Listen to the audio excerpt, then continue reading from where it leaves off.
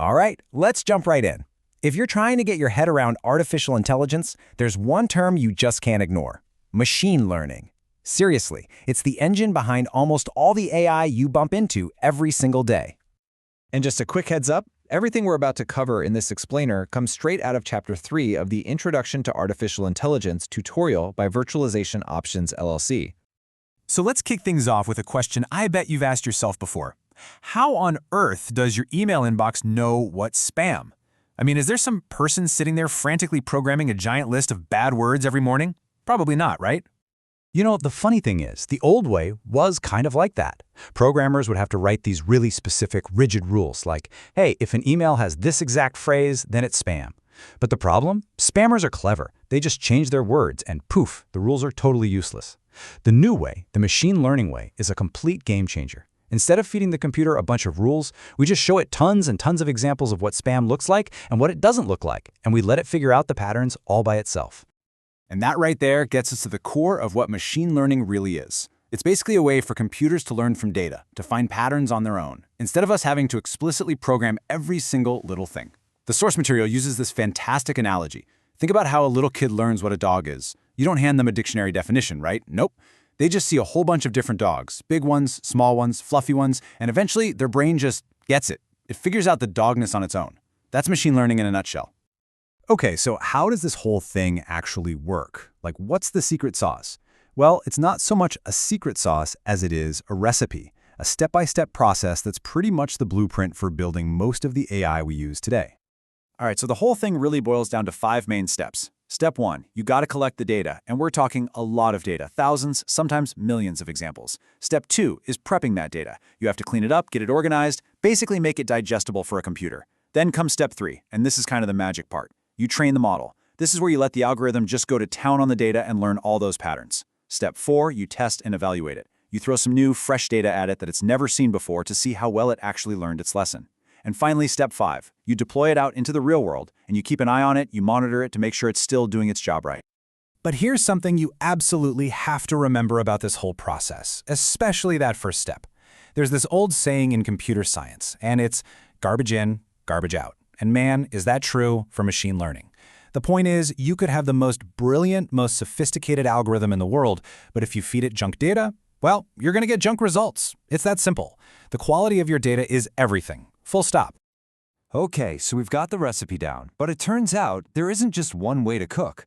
Depending on the kind of data you have, there are actually 3 main styles or flavors of machine learning, and each one is used to solve totally different kinds of problems.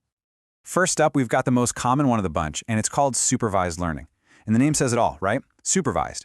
It's like the computer has a teacher, a supervisor, giving it a massive stack of flashcards that already have the correct answers written on the back.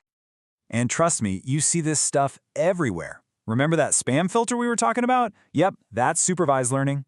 AI that helps doctors spot tumors on x-rays, that's supervised learning too. Those systems that predict your credit score, or even the speech recognition on your phone that turns your voice into text, you guessed it, all of them are built using supervised learning. In every single one of those cases, the AI was trained on a ton of data that was already labeled with the right answer. So this really drives the main idea home. If you want to teach an AI to recognize a cat, you literally show it thousands of pictures that are labeled cat and thousands of pictures labeled not a cat. The machine just churns through all of them, tweaking its own internal logic over and over and over again until it finally learns the visual patterns that just scream cat. Okay, but what happens when you don't have a nice, neat answer key? What if your data is just a big, messy pile of stuff? Well, that's where the other 2 major types of machine learning come into play: unsupervised and reinforcement learning. Now, they both learn without pre-labeled examples, but they go about it in completely different ways. So let's break these 2 down. First, you've got unsupervised learning. With this, you basically dump a massive pile of unlabeled data in front of the AI and say, go find something interesting. Its job is to find hidden groups or patterns all on its own. A classic example is a company using it to automatically group customers into different segments for marketing, without anyone telling it what those segments should be. Then, on the other hand, you have reinforcement learning.